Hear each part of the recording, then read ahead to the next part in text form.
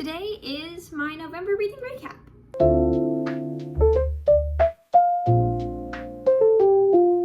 And it actually will be posted in November. Nope, that's a lie. This is December. It's being posted in December now, soon.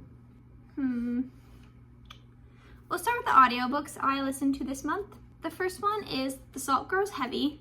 This is a short story. We follow a mermaid and a plague doctor together as they kind of just, what do? They go on a little adventure, but they end up stopping at this small community of, I don't actually know how to explain it. I liked it though. It was 4 out of 5 stars. I can't really tell you what happened though, because I'm not even sure what the full plot was. The plague doctor and the mermaid, I don't know what the goal was. If they were just going on an adventure together for funsies, or if there was an end goal. I can't even tell you. But I rated it 4 out of 5 stars, so it was good. Next was His Black Tongue. This is a collection of short stories, and I did not like this very much. It was 2 out of 5 stars. All of the short stories, I think there was either 4 or 5, kind of centered around like God and the devil and kind of religious themes a little bit, which was fine. But I didn't really like the stories very much. I don't know, they really weren't for me, and I didn't really enjoy listening to them. And also they never like obviously they're short stories, so they didn't really have a close. It just kind of ended in like a fade to black type of thing, which is not really my favorite thing in books. But yeah, I thought it was gonna be one kind of like scary horror story, and then ended up being a bunch of short stories, and I was like, well, this is not really what I wanted. But yeah, I rated 2 out of 5 stars. Not for me. Next one is The Wrong Daughter. This is a mystery thriller. I really enjoyed this one. I rated this 4 out of 5 stars. It's been a minute since I listened to a mystery thriller that is like The Wrong Daughter was. I forgot. Like, I enjoy these kind of books so much because I like trying to figure out the puzzle and like the twist. So in this book, we follow our main character, Caitlin. I'm pretty sure that's her name. And her sister comes back 16 years after being kidnapped. And Caitlin feels like there's something weird about it, like something weird about her sister, something weird about the whole situation. And so she's kind of trying to figure it out and trying to figure out why it seems wrong and why everyone else is just going with it like it's a normal thing. And she's like, this is weird. Like, why isn't this weird? It is really good. I really liked this book. I kind of did guess the twist at the end. I will say that, like, I kind of did see what happened, how it happened. I did kind of see that a bit. But, overall, I thought it was a good book. I really enjoyed it. I would recommend. The next one is Sour Candy, another short story. I was kind of in like a wannabe scary kick. I didn't really like this one either. I rated it 2 out of 5 stars. Sour Candy is, we follow our main guy, because like it is a short story, so our main guy, I don't remember what his name is, if I'm being fully honest with you. This weird interdimensional kid kind of like makes him his dad, and like I don't know how to explain it. So it's like the kid is from a different realm, and they have to attach to a host type of beat, and so the guy, the main character, ends up being the new host, and he's like, I don't have a kid. Why does everyone think I have a kid? Where did this kid come from? Who is he? And he's the only one who knows that this kid isn't actually his kid. Everyone else believes that the kid is his kid. And it's kind of, I don't know, it's a little weird. I rated it 2 out of 5 stars. I didn't really like it very much. Like, I don't know, I just did not like it. So, there is that.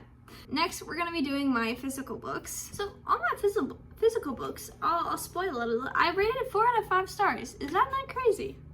That's crazy to me. So first up, we're gonna start with the second and third book in the Stalking Jack the Ripper, I guess. Hunting Prince Dracula and Escaping from Houdini. So this is the second, this is the third book.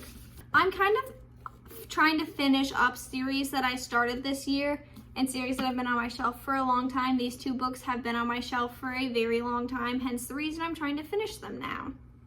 I have the 4th book. I'm going to try reading that this month. I rate these 4 out of 5 stars. I like that these books are science related. I like that the main character does not go with societal norms. I also love the love in this book. Like, I just want that. Is that too much to ask? I just want to be loved the way she is. Because, like, they're literally perfect. I love them. There's 1 book left in this series. I think it's, I don't remember what it's called. Catching the Devil, maybe? Something along those lines. I don't remember. But that'll be wrapping up the series. I'm hoping to end on a good note with those ones. I also do like that these books have pictures in them. I love a good picture book. What can I say? These ones have pictures. I love a picture book. So I will be wrapping up the series hopefully this month. And I don't think I'm going to read, I don't really have anything else by Kerri Maniscalco on my TBR. I've read Kingdom of the Wicked, Kingdom of the Cursed, whatever the 3rd one is. I don't know if I'll pick up her other series that just released or kind of released a little bit ago. I'm not sure, but this will round out my backlog of books by her that I have physically. So there's that. Next book, I have the 2nd book and I'm going to try reading it this month as well. I don't have the 3rd book, so I'll probably will have to get that one. But it's Beasts of Prey by Anya Gray. 4 out of 5 stars.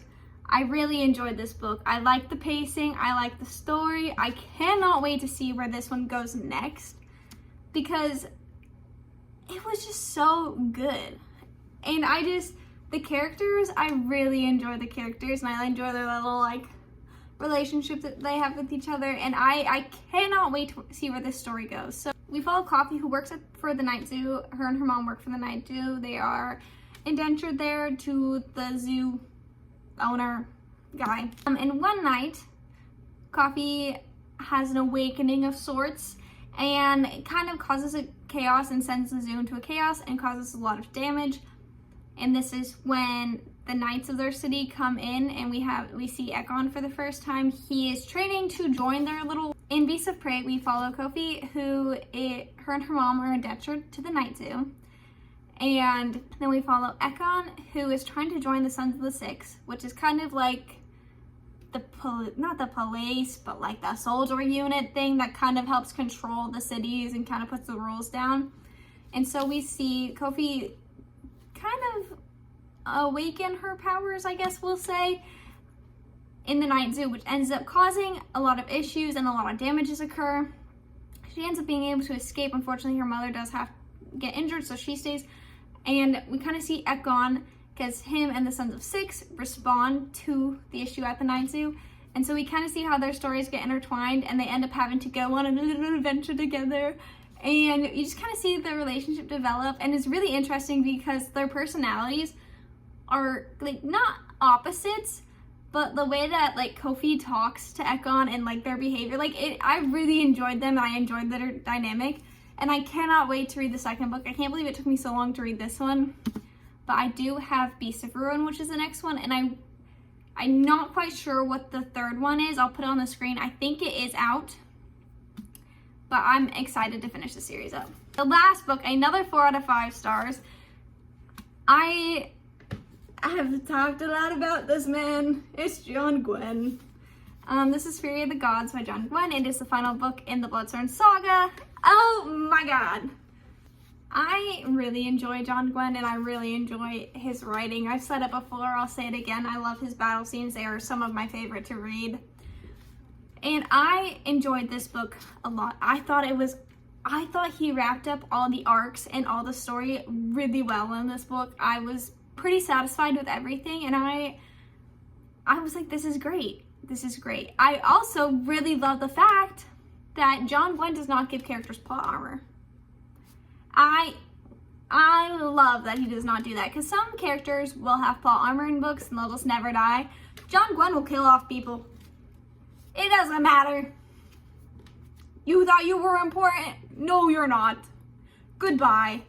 And I really did enjoy this. I thought, like I said earlier, I thought this was a great end to the series. I will be hopefully eventually picking up the Malice series. I did fumble that one just a wee bit by reading the first book in the, what's the other series? A Time of Dread. I read the first book of Time of Dread, so I kind of fumbled the Malice series because the Time of Dread is a spin-off series, so that kind of sucks, but I will be picking up. Like I said, I love the Bloodstone Saga. This has nothing to do with the other two books. They are not interconnected. This is a different story, so if you want to pick this one up, obviously this is not the first book. The first book is the first book is the Shadow of Gods, then it's the Hunger of the Gods. Or is it the other way around? Either way, very good series. Highly recommend, and I really enjoyed it. Ah! Sorry, my chair slipped. These are the 4 physical books I read this month and my audiobooks. I hope you guys enjoyed the review, and stay tuned for more book videos. Okay, bye!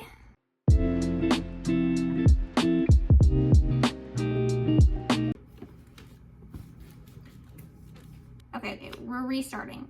Cut.